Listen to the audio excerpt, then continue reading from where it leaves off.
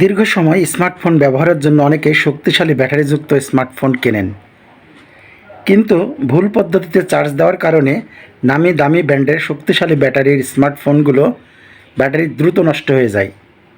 বিশেষজ্ঞদের মতে নিয়মিত 100% চার্জ করলে দীর্ঘমেয়াদে ফোনের ব্যাটারির উপর নেতিবাচক প্রভাব পড়তে পারে। সাধারণত অ্যান্ড্রয়েড ফোনে ব্যবহৃত হয় লিথিয়াম আয়রন ব্যাটারি।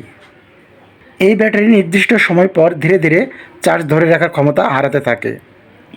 গবেষণায় দেখা গেছে প্রতিবার ফোনে 100% চার্জ করলে ব্যাটারি দীর্ঘ সময় উচ্চ ভোল্টেজ যুক্ত থাকে, যা তার অভ্যন্তরীণ রাসায়নিক গঠনে চাপ ফেলে, ফলে ব্যাটারির ক্ষমতা 10 থেকে 15% পর্যন্ত দ্রুত কমে যায়।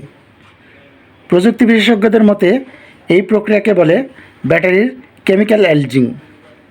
এর প্রভাব প্রথম দিকে না বোঝা গেলেও কয়েক মাস পর থেকেই ব্যাটারির চার্জ দ্রুত ফুরিয়ে যায় বা ফোনে অতিরিক্ত গরম হওয়ার মতো সমস্যা দেখা দেয়। অতিরিক্ত চার্জের পাশাপাশি তাপমাত্রাও ফোনের ব্যাটারির উপর বড় ধরনের প্রভাব ফেলে। অতিরিক্ত গরম বা ঠান্ডা পরিবেশে ফোন ব্যবহার করলে ব্যাটারির অভ্যন্তরীণ গঠন ক্ষতিগ্রস্ত হতে পারে। ফোনের কার্যকারিতাও ধীরগতি হয়ে পড়ে।